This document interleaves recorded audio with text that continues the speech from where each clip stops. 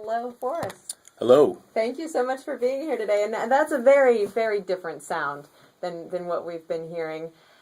Tell me a little bit about your influences, where all of these sounds came from and how they came together.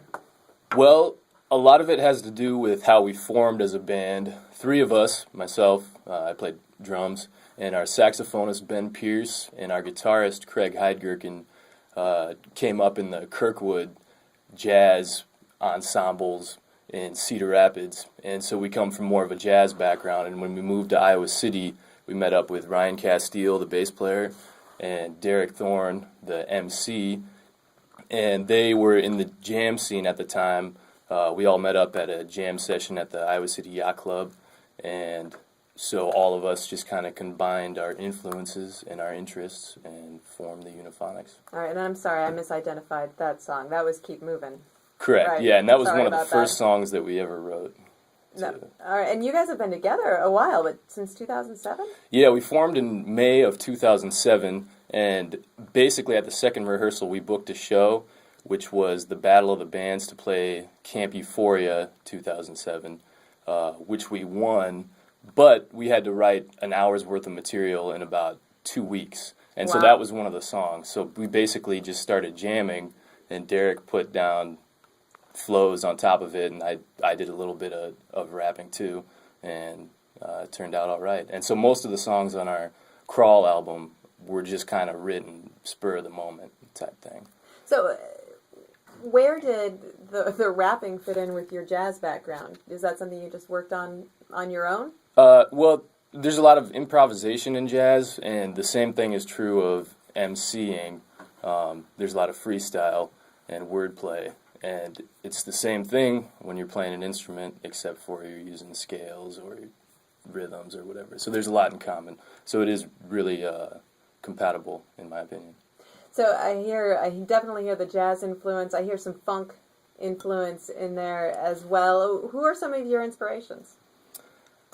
It's all over the map. If you ask our guitarist Craig, he would probably say Jimmy Smith, Pat Metheny, a lot of more jazz guys. If you asked our MC Derek, he would probably say Wu-Tang Clan and a lot of the East Coast rap stuff.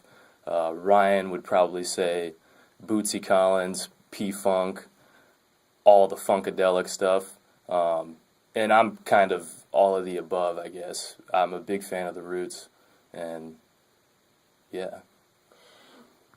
You talked about how quickly you put together that music in the beginning. Is that something that you have continued? Have you tried to keep light on your toes with putting stuff together quickly before a show? Sometimes yes, sometimes no. Our new album, which we're recording in July, is a lot better thought out, I would say, than most of the stuff on the first album, just because we've had the luxury of time to think about it. And we didn't have to write it all in 2 weeks and just perform it instantly. And we've also added a soul singer, Nassor Cooper, who's from Cedar Rapids and still lives in Cedar Rapids, and that guy is phenomenal. And so most of our new stuff now has singing, rapping, saxophone solos. It's got all the above, whereas before it was more just rapping and some solos here and there. We've got a strong singer now, too. Well, with the way you started with needing all of that material so quickly, how does that influence your process? How does that change how you write when you have the time or when you have a firm deadline like that? Sometimes it actually works in our benefit to just have to come up with it off the tops of our heads, and you can come up with some really good stuff. Personally, I prefer things being well thought out, but we're able to function under both circumstances. And sometimes if we have to play a 4-hour show, which happens frequently, we rely... 4-hour show? Yeah. we have to kind of rely on our improvisational abilities that we nurtured early on. Now, why most bands don't play 4-hour shows? Why would you play a 4-hour show? I guess the simple answer is because we have to feed ourselves, and if you're booking a night and it's 3 bands in a row or whatever, you have to divide everything by 3 and then divide everything between the band members, whereas if it's just one band doing the whole night and it's a situation where you have a guarantee amount that you're getting from the club, then all you have to do is divide it among the band members. So it's pretty much economic reasons. All right, and you've been playing mostly in Iowa and Illinois? Yeah, we've actually been as far as San Antonio. We've played, I think, in 15 or 16 different states. But about 2 years ago, we looked at a map, drew a 2-hour radius around Iowa City, and we basically consider that to be our metropolitan area. Try and hit every major scene at least 3 times a year, and kind of downsized a little bit.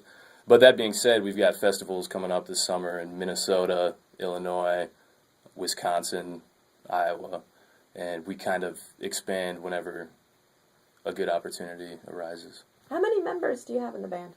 We have 6 right now. That's a bigger deal to travel with 6 people than some of the smaller bands. Yeah, it is a bigger deal for sure. All right, let's listen to another one of your tracks. This one's called Jump High.